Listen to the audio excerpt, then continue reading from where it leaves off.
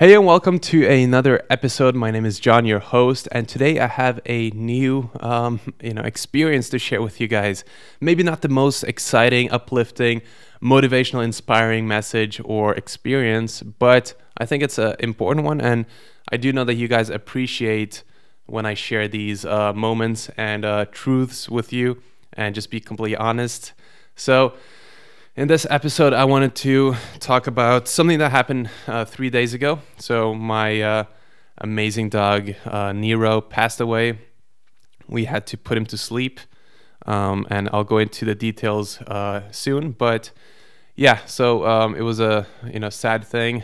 He's been in my life for 11 years, and the whole family here in Spain have had him for 11 years, and obviously everyone is very sad in the household, which is completely understandable. I mean, the connection that we had with him was so strong. It was really beautiful. What a amazing experience it was to be with him and to experience his life and just like have him as a companion, right? Now, I have a bunch of thoughts about the idea of owning pets and the industry and everything like that, but I'm gonna try to leave that out of this episode. Maybe I can do a separate episode about that. Yeah, let's just go into what happened. So Nero was 11 years old.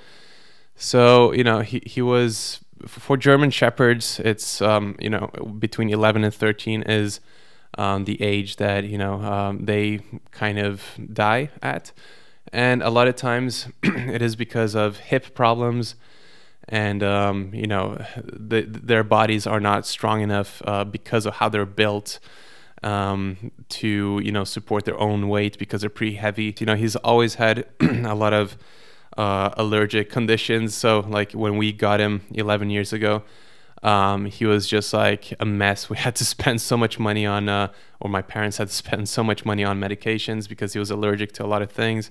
There were a lot of meats that he couldn't have. There were a lot of grains and things that he couldn't have. So we had to be like really selective and careful from the start. And he always used to have, these outbreaks, and he would, bite his tail until it started bleeding, and his arms and that kind of stuff from itching too much. And even grass, he was allergic to grass even, which is problematic for a dog, right? So obviously he had a lot of issues, but nevertheless he was always happy when he was around us, and we really did our best, and my family does their best to really give the dog Nero the best life that they could have given him by walking him many times a day. Always, being there for him, letting him go outdoors whenever he needs to, petting him, cuddling, giving food, treats, all that good stuff, right? So a lot of love in the household for sure. It was 3.5 weeks ago. He basically lost, control over his bottom two legs, and then he couldn't move them. He couldn't even feel pain. So, if you pinched him on his legs, he wouldn't feel anything. He was completely paralyzed. So then he slowly just lost, not even slowly, it was like, a couple days later, he just wasn't even able to remember how to move his back legs. So, yeah. He was, the most he could do was drag himself with his front, arms. And yeah, just drag himself back and forth a little bit, a couple of feet and that kind of stuff, and that was it, right? We tried obviously giving a lot of different, stronger medications, hormone therapy, increasing the drugs that he's been on for the last couple of years, because he did, start experiencing a lot of pain in his hips.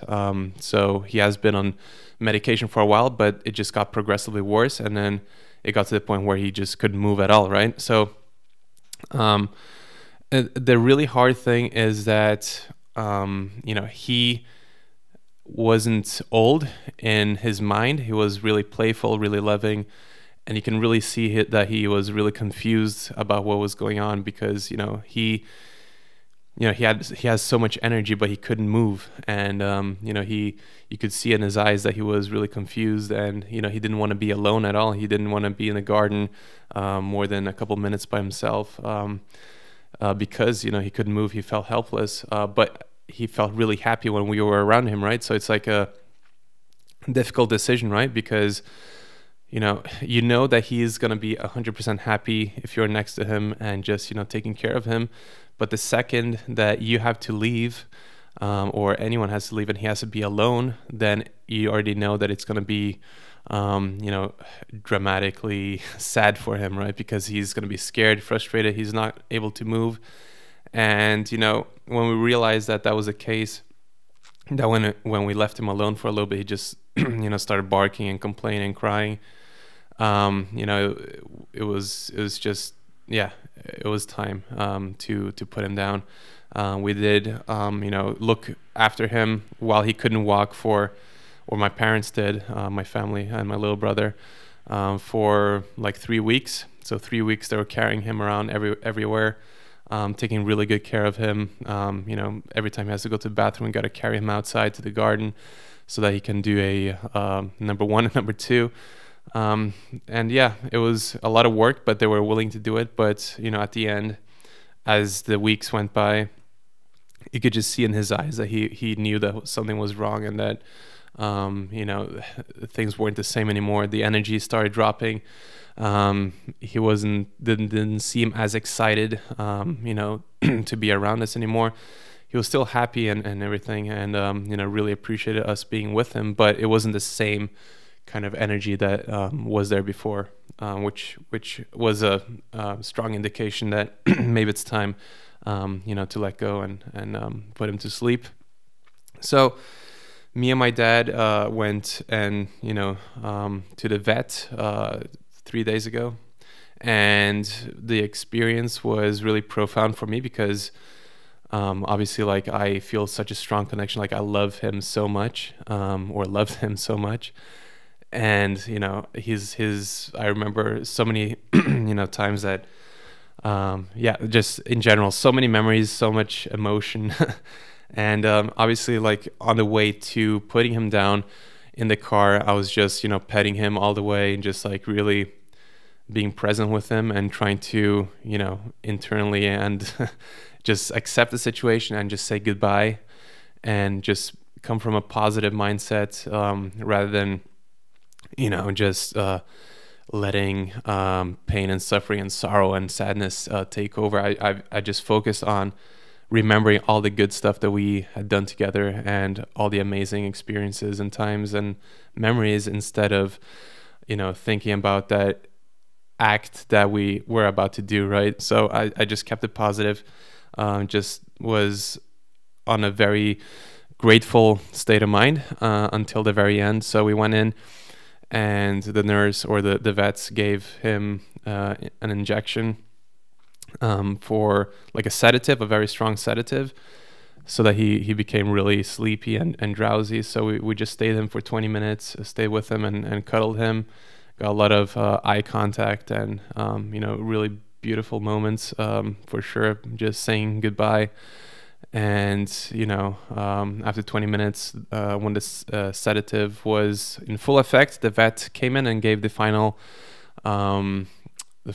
or overdose in I'm not sure exactly which drug they used, but it was a overdose in something. Maybe it was morphine, I'm not sure. But yeah, just so that his heart stopped. And obviously, like, I was there with my dad all the way until the heart stopped, which it was super strange and weird. And that is when the emotions came out, for sure. Yeah, it's tough, man. Like, it's hard to lose a pet. I remember I had another dog when I was a kid, and that was really hard as well. Especially because he only lived for like a year or something.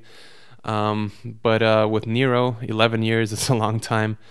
And even with my perspective on life and with so much gratitude, of course I felt sadness, of course I felt a need to to cry and to, it's not good to ignore these emotions, right? We have to look into them and accept them and embrace them, so that we can let them go in peace and just, accept the situation as it is, because, what else can you do, right?